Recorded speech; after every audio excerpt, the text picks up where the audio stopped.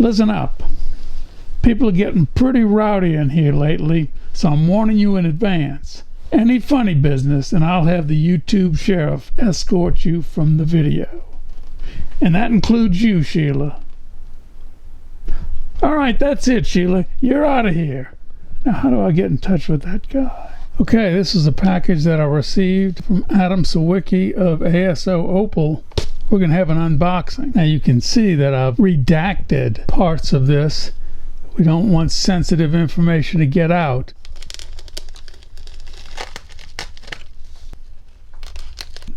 Oh, it looks like I've been promoted to Admiral. What's an Admiral?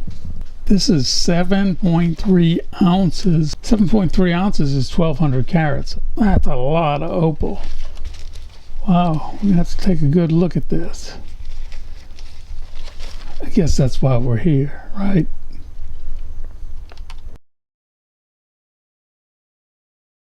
Okay, this is a great little piece of Lightning Ridge seam opal.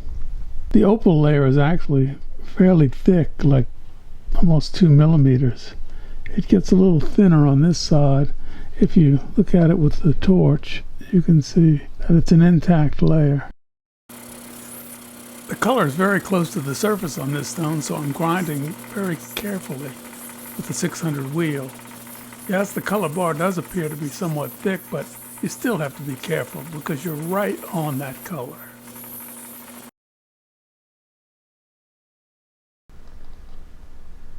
This is opal with a lot of blue. Love blue. Might have a little green too. Question is, how is it organized in there? There doesn't seem to be a real color bar. It's just solid opal. I'm going to sort of unroof this and see what it's all about. Maybe, if it's not very good, I can make an arrowhead out of it.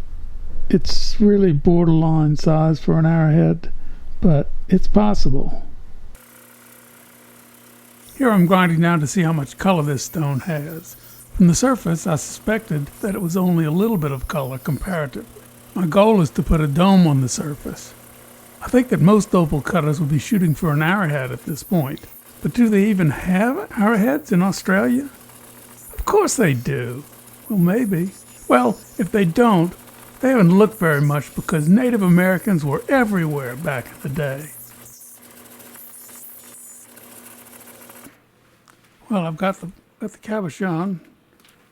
And I'm doing pressure flaking. You hear the natural sounds. Snap, snap, snapping. Sounds just like popcorn. Not really. Oh, look at those flakes. The flakes collect in the pad, so they just fall out when I release them. Here, I'm shaping the edges. Give it some shape. Now I'm putting notches in. This is difficult. You can break it at this point.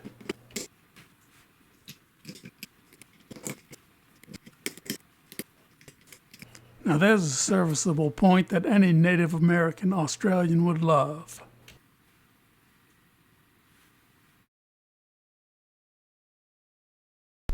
This is 19 carats of Lightning Ridge seam opal. If we go along the edges, there is color, and occasionally we see a little bit of potch, like right here. I haven't explained it very much. I tried to in my last video, but potch is a word for opal that is not precious opal. Precious opal is defined as, write this down class, opal with play of color. In other words, flashy, fiery opal. Potch is opal without play of color, also known as common opal. Okay, so what I'm going to do, I'm going to take this, and anytime we have seam opal, which this is, it's flat, and it formed in a seam of sedimentary rock. We're going to go, and I'm going to go around the edge and see if I can get a better handle on what this color looks like. The edges of this thing only need a light grinding to get down to see what sort of color we have. It looks pretty good. As we turn it, we see that there are areas of black opal, and it appears that the black looking background extends to the top, which is good. Black goes around here, but looks like we've got some lighter opal over here, so we'll just have to see. Because of the concave surface of this thing, you can see I'm working on the edges of these wheels, and the reason I'm doing that is because I'm treating it as though it were two different specimens. One that's sort of flat and the other that comes off at an angle to it. I'm hoping to combine these two later on, but for now I just want to expose them.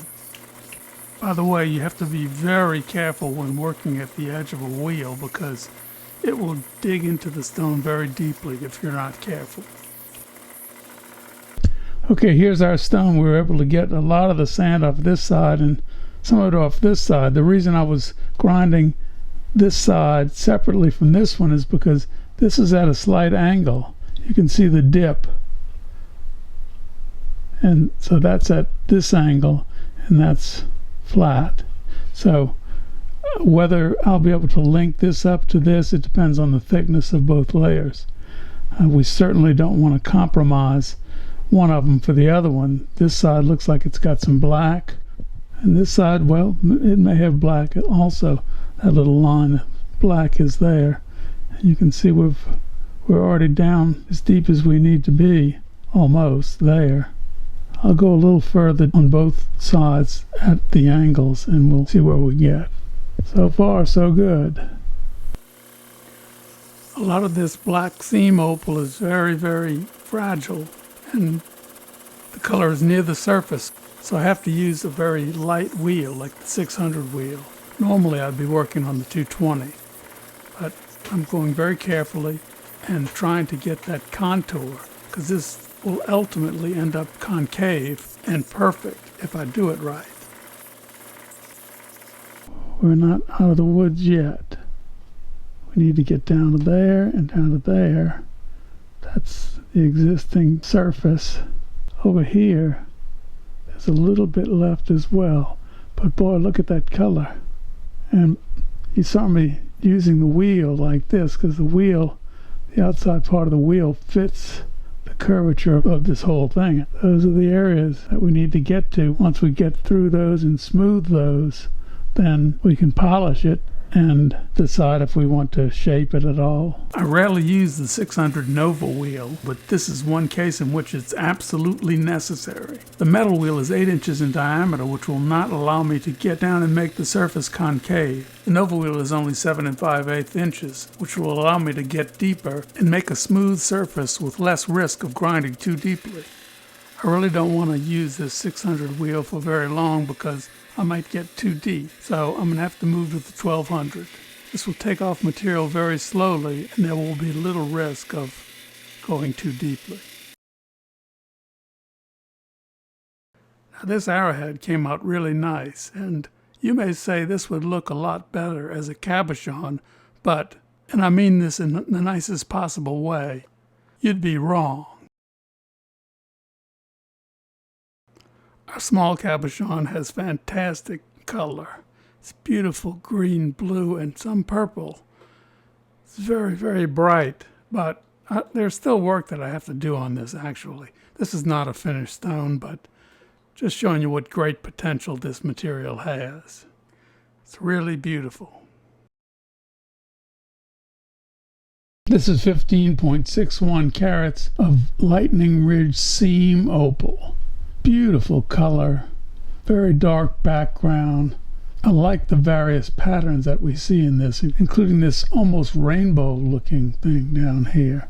I intentionally preserved that. It was difficult to preserve actually. I risked going through the color in this area, which is the main area. What a nice specimen. The surface is concave, but I've got a mirror finish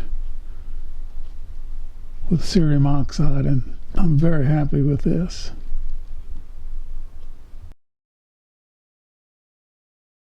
Now for the giveaway winners.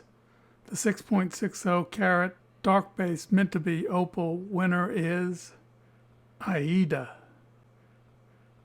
The winner of the 5.59 carat honeycomb opal is Don Quarnstrom. The first stone for giveaway is a belemnite fossil with color that I used in my video on fossil opal. This weighs 4.73 carats. The other stone for giveaway is an 18.4 carat piece of rough Ethiopian opal with finger-like processes, and you may be able to get a honeycomb opal out of this. Well, it's been a very busy week here, and next week looks pretty busy as well. I'll see you next time.